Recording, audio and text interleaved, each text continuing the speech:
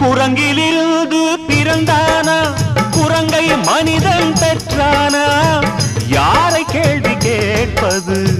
Darwin இல்லையே கடவுள் மனிதனை படைத்தானா கடவுளை மனிதன் படைத்தானா ரெண்டு பேரும் இல்லையே ரொம்ப தொல்லையே அட நான் சொல்வது உண்மை இதை நீ நம்பினால் நன்மை அட நான் சொல்வது உண்மை இதை நீ நம்பினால் நன்மை வானத்தை பார்த்தேன் பூமிய பார்த்தேன் மனுஷனை இன்னும் பார்க்கலையே அட பல நாள் இருந்தேன் உள்ள